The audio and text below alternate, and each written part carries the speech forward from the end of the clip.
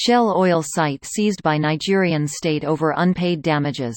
This post received a score of 30,000, with an upvote ratio of 96%. Here are the top comments in response to this article. I worked with a Nigerian about 15 years ago, and while he didn't get into specifics, he claimed Shell was one of the most evil companies on earth. Basically sounded like Shell took terrible advantage of the country and the people. He's right, what's publicly known is unforgivable and definitely worth a read. I learned about this 7 or 8 years ago and have only been able to bring myself to use Shell stations as bathroom stops ever since. I've already made a personal judgment to never use BP because of the deep horizon. Now I can't use Shell, and I'm not sure if I should ever use a Citgo because of what has been going on in Venezuela. Is there a single decent oil company at all? Don't answer, I know it's no. Having worked with the industry, I always thought Total, Petrotech, Equinor and ConocoPhillips were the most ethical companies I interacted with. The ELI5 version is that the E&P companies produce the oil, which goes to a trading market, which is then bought and served to customers by downstream companies. So no matter where you're buying your gas, you have no control over who's actually producing or making money off that gas, even if you're buying from an integrated company like Exxon or Chevron.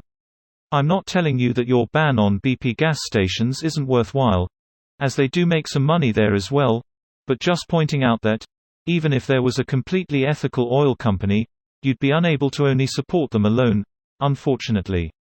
This kind of thing is why I'm very skeptical of the idea of voting with your dollar.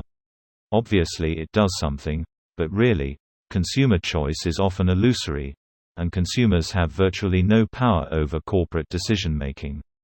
And like you said, nothing wrong with boycotting. But we should be real about how out of hand and beyond accountability big industries like oil and gas have gotten. A commodity is a bit different than a service or product. There is far more intrinsic demand for raw materials, plus commodities markets make tracing difficult. This is why it takes supply chains that do make the effort to source things correctly a very long time to get set up. It took Intel an incredible amount of time and investment to ensure that their products are conflict mineral-free for X. They adopted their policies in 2013 and weren't compliant until 2018. Voting with your dollar is far more effective with end products and services versus the commodities that go into making them. Also, you can't vote with your dollar against companies that provide non-consumer services. Like if I want to boycott a certain web services company, I basically have to not use the internet as I have no idea which sites use their services. Same with office cleaners who exploit workers or unethical financial institutions etc. This video was automatically created by Reddit to speech.